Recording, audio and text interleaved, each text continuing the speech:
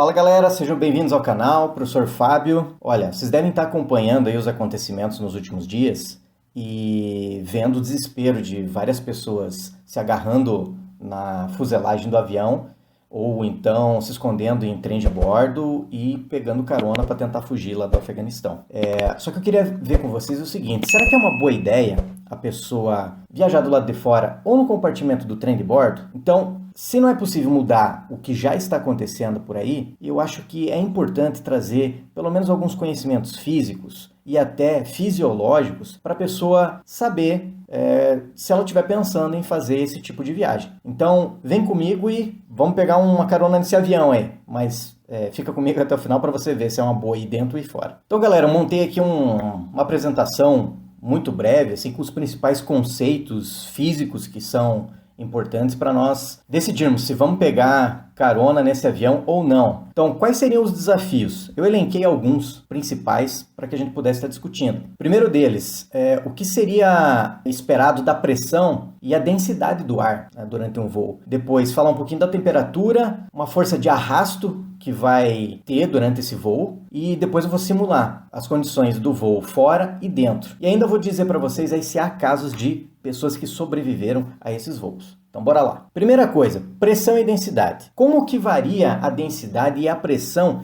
em função da altitude? Olha, eu digo para vocês que é uma dependência exponencial. Então tenho aqui as expressões que estão na literatura. Eu inclusive vou deixar aqui esse PDF salvo para vocês poderem baixar e acessar esses links que eu vou colocar aqui também. E a densidade ela cai muito, assim como a pressão. Eu até separei aqui os valores que são mais importantes para nós. Então, eu fiz ali um círculo dos valores se a pessoa estivesse a nível do mar, ou seja, altura zero. Qual é a pressão e qual é a densidade do ar? Então, é uma pressão que nós já estamos acostumados aqui. Quem viaja para a praia ou quem já vive no litoral já sentiu, já está acostumado com essa pressão. E quando você vai subindo, seja montanhas, né, ou seja, numa aeronave, um voo comercial, você acaba não percebendo dentro da aeronave, porque a aeronave é pressurizada. É para tentar imitar a mesma condição que você teria lá fora. Até porque,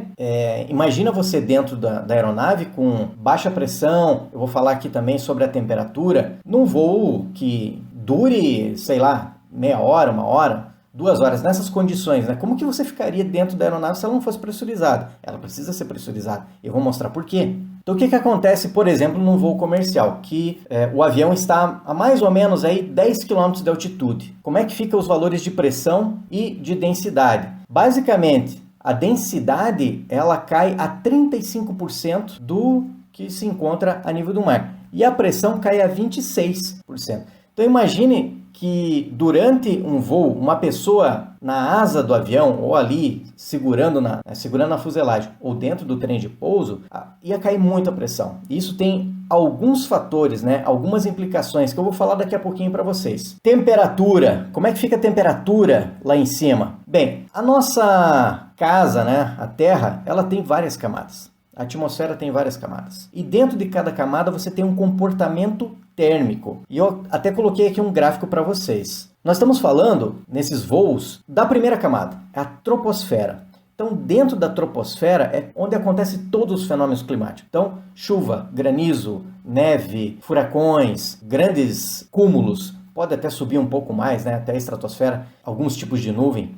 E dentro dessa troposfera também você pode ter descargas elétricas. E os aviões comerciais ou até de carga, eles costumam viajar no topo dessa camada. E por que eles viajam nessa altura? Uma é pelo conforto, né? Pela comodidade de você estar fugindo de situações de grandes convecções ou de tempestades, turbulências. Mas outra também é pela economia de combustível. Você tem menos partículas de oxigênio, mas você também vai precisar de menos moléculas do combustível. Então, é um motor que vai funcionar com menos combustível e, portanto, vai ser mais econômico. Então, são várias situações aí que são interessantes. E eu até fiz aqui um destaque, reforcei ali com uma linha para vocês verem qual é o valor de temperatura mais ou menos a 10 km de altitude. Você tem algo em torno de menos 50 graus Celsius. Isso é muito frio até para quem vive no Alasca, para quem viaja lá para a Antártida, é muito frio. Aqui na nossa atmosfera, nós estamos na superfície algo em torno de 15 graus Celsius, um pouco mais ali, mas em torno de 15 graus Celsius. Então essa pessoa que pega carona no avião, ela vai sair de em torno de 15, 20 graus Celsius e vai lá para menos 50, até um pouco mais, se o avião estiver voando acima dos 10 quilômetros. A troposfera, ela é relativamente bastante linear na redução da temperatura. Você tem algo em torno de 6,5 graus Celsius por quilômetro. E alguém poderia dizer, mas por que isso acontece, né? Por que ela esfria se você está se afastando da Terra e indo no sentido do Sol? Não deveria ser mais quente? Uma boa pergunta. E a resposta é a seguinte: na superfície terrestre, o que acontece? Você está recebendo a radiação solar e boa parte da radiação solar, ela nem chega na superfície. Ela ou é refletida de volta, ou ela é absorvida na atmosfera, e eu estou falando de toda a radiação que o Sol emite, e uma parte acaba chegando aqui na superfície. Quando chega na superfície, seja na terra, seja na água, mar, a matéria vai absorver essa radiação e vai reemitir. E reemite normalmente na forma de calor. E é esse calor que acaba aquecendo a troposfera. Então, esse calor que a gente sente não é o Sol que nos fornece diretamente, é uma forma indireta. A Terra primeiro tem que absorver essa energia para depois devolver. E quanto mais você vai se afastando da superfície da Terra, menos calor você recebe. Consequentemente, vai esfriando. Com a altitude, vai esfriando. Então, dentro da troposfera é algo assim muito que linear, essa redução. Mas veja que existem outras camadas, como por exemplo aqui no topo da troposfera nós encontramos a tropopausa. E nessa tropopausa, né, o próprio nome diz pausa, há uma interrupção na variação da temperatura, ela meio que fica constante. E depois, quando entra na estratosfera, ela volta a aumentar. A estratosfera, dentro dessa estratosfera até ali a estratopausa, quando você vai mudar para a mesosfera, é onde você tem a maior concentração de ozônio. Claro, pessoal, que aqui nós estamos falando de médias, né? Porque a camada atmosférica no nível do Equador, ela tem uma dimensão. Já nos polos, ela é um pouco menor. Isso se justifica porque a Terra não é esférica, né? Ela é arredondada e ela é achatada nos polos. Então, o que acontece? Você tem uma maior massa concentrada próximo aqui do Equador e menos, né, nesse eixo que seria perpendicular à linha do Equador. Consequentemente, a ação gravitacional é maior, é mais intensa. O G, né, que é a aceleração da gravidade, é maior, relativamente maior, um pouquinho maior na linha do Equador, né? Nesse plano que define o Equador, do que perpendicular. Então, há mais concentração de oxigênio, de outros gases que compõem a atmosfera na região do Equador do que na região dos polos. E aí ocorrem outros processos aqui na atmosfera que eu não vou entrar em detalhes, mas é um zigue-zague aí. Vou deixar aqui o link de onde você pode encontrar esse material e aí você pode investigar um pouco mais. E a tão falada, tão temida força de arrasto. O que é essa força de arrasto? Então eu coloquei aqui o desenho de um avião subindo e de um avião descendo. O arrasto, ele está o tempo todo. E ele surge como uma resistência ao movimento. Então é a resistência que o ar vai impor sobre o avião. E ele sempre está longitudinalmente em relação a esse avião. Então a pessoa agarrada lá na fuselagem vai sentir o arrasto da mesma forma. E o que acontece, né? Imagina que a pessoa estivesse próximo ali da asa, né? Então vai ter um movimento, um fluxo de ar muito grande e esse fluxo de ar vai atingir a pessoa, tá? E dependendo de como a pessoa se posiciona, ela pode ser arremessada facilmente. Tanto que eu coloquei aqui a expressão do arrasto, que é utilizada dentro dos cálculos aí de aviação. É uma situação assim simples que eu vou colocar para vocês e, inclusive, eu vou fazer a simulação, né? Mas o que depende essa força de arrasto? Depende da densidade do ar. Então, a densidade do ar nós falamos, ela é menor lá em cima. Depende da velocidade, só que da velocidade ao quadrado. Então, o arrasto, ele para baixas velocidades, ele depende simplesmente da velocidade elevado à primeira. Só que quando um objeto tem velocidades grandes, né, como é o caso das aeronaves, a força de arrasto ela vai depender da velocidade ao quadrado, o que piora a situação, né? Esse ar que aparece aí, ele é a área exposta ao vento. Então você poderia pensar, mas se de repente eu ficar de lado, ou ficar deitado, ou então talvez encolhido, numa posição fetal, eu conseguisse diminuir essa área. É uma coisa a se pensar, né? E existe esse CR aí, que é um coeficiente de arrasto, que é um valor basicamente tabelado, que eu utilizei aqui um valor para vocês, que depois eu vou comentar. Então vamos simular as situações fora da aeronave. O que você vai encontrar fora da aeronave? Você vai encontrar então uma pressão que é 26% menor do que a nível do mar. E com a pressão nesse nível, o que pode acontecer? Então, basicamente, logo no início, você já vai perceber problemas com a visão. Que tipo de problemas com a visão? Você acaba tendo aumento da pressão interna do globo ocular, você pode ter hemorragias, você pode ter um estrabismo, que pode ser temporário ou permanente, pode ficar latente. Você tem expansão de órgãos cavitários. O que isso significa? Que seios da face, estômago, intestinos, que eles têm esse perfil de esticar e encolher conforme se alimenta ou conforme você respira, que são câmaras gasosas, elas vão ser influenciadas porque vai ter uma variação muito grande de volume desses gases. Então, as dores que vêm são grandes, são enormes. Tanto que, assim, a exemplo de curiosidade, uma das vezes que eu viajei de avião e dentro da cabine, né, dentro da aeronave, o que eu percebi num momento que estava aterrissando, né, estava diminuindo a altitude, ocorreu uma variação de pressão, porque foi uma redução de altitude muito repentina, que os meus ouvidos, os tímpanos, começaram a doer demais, né, e tentando equilibrar as pressões, né, fazendo o que as pessoas costumam fazer, né, quando estão subindo ou descendo serra, que é soprar com o nariz apertado ou bocejar, e mesmo assim, muita dor. Até aterrissar, muita dor.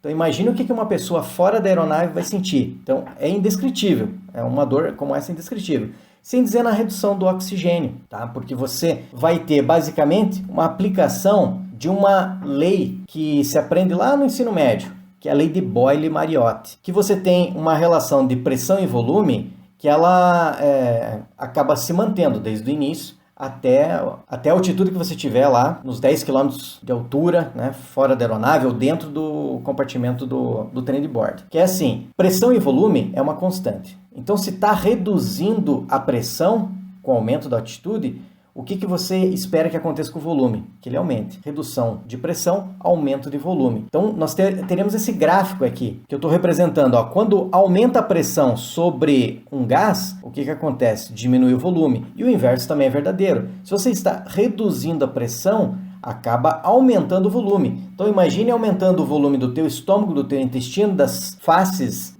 dos seios nasais.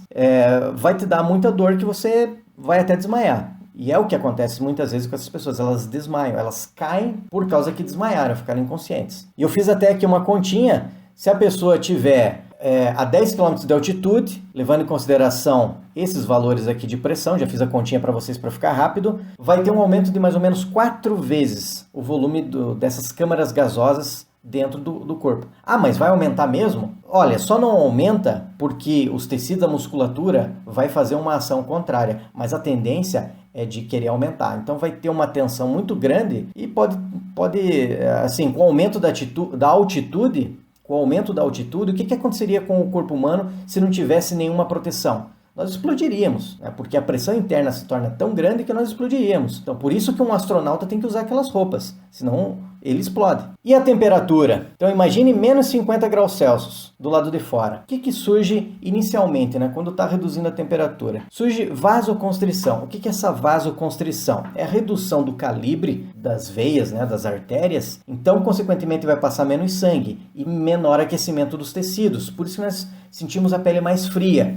Então, os dias mais frios, dias de inverno, é muito comum ocorrer vasoconstrição. As pessoas ficam até com o rosto mais corado. Só que, diminuindo a temperatura, o que vai aparecer? Vão aparecer contrações involuntárias. Aí a musculatura, involuntariamente, vai fazer você tremer.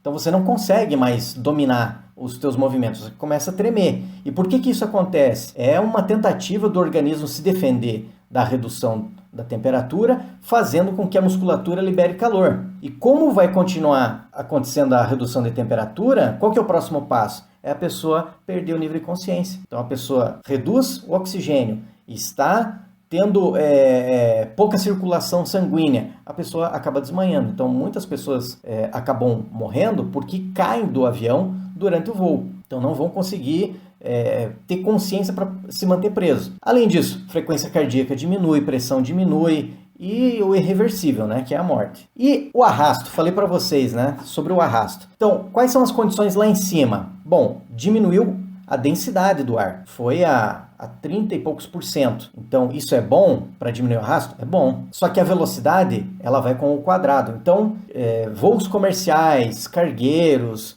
vão ter uma velocidade de cruzeiro aí de 830 km por hora. Então, imagine isso aí ao quadrado. Área, imagine que a pessoa consiga diminuir sua área, ficasse ali numa posição fetal, então vai ficar com algo em torno de menos de meio metro quadrado. Se a pessoa estivesse de pé, comparado com ela agachada, vai reduzir relativamente a sua área. Então é alguma coisa que contribui. E se ela ficar nessa posição, ela fica muito parecida com uma esfera, que vai ter um arrasto entre 0,4 e 0,5. Esse é o fator de arrasto de uma esfera. Mesmo assim, pessoal, fazendo uma conta assim muito básica, muito grosseira, eu cheguei a 2.500 Newton. Tá, Fábio, mas isso é muito, é pouco?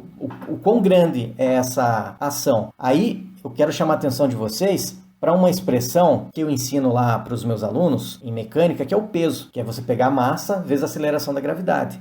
Então, seria mais fácil nós compararmos com massa do que com uma força, né? Então, imagine que esse arrasto é um peso, é 2.500 newton, eu substituo ele no peso.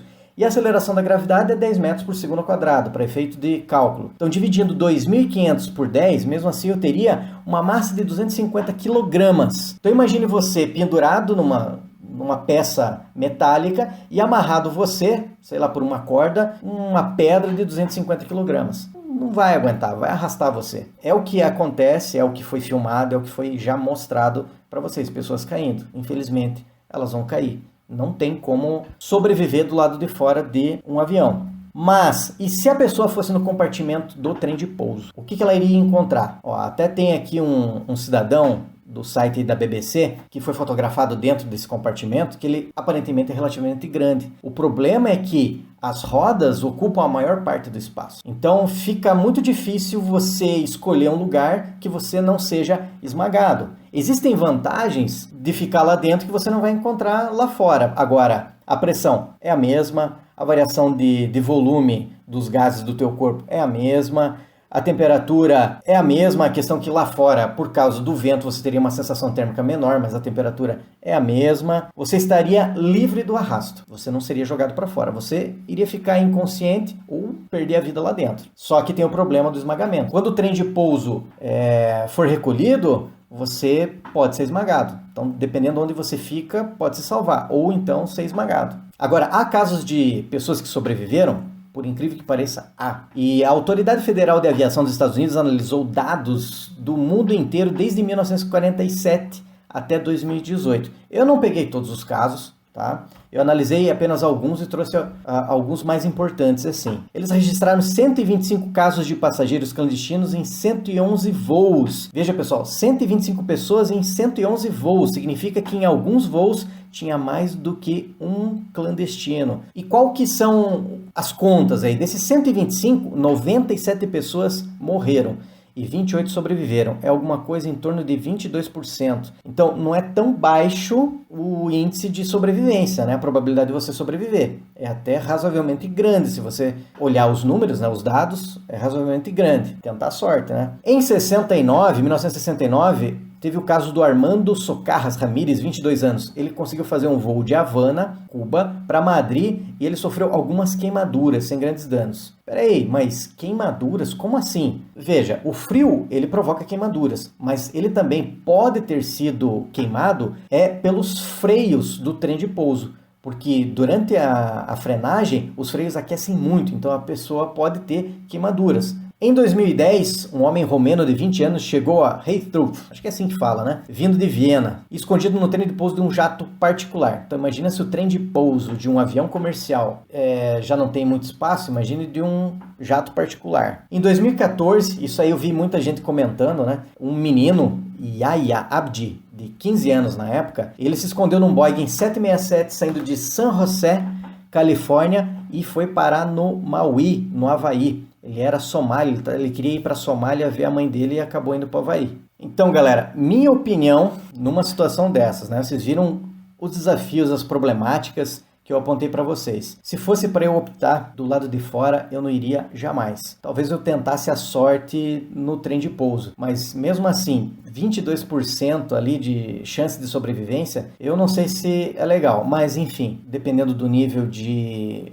estresse que essas pessoas possam estar passando, né, o desespero, às vezes é a melhor chance que eles têm na vida. Pessoal, eu não iria gravar esse vídeo agora, né? Mas como muitas pessoas estavam me chamando no Instagram e no TikTok ali me marcando, eu achei que foi importante trazer esses dados aí. Galera, força aí para todo mundo, um abraço e até a próxima. Tchau!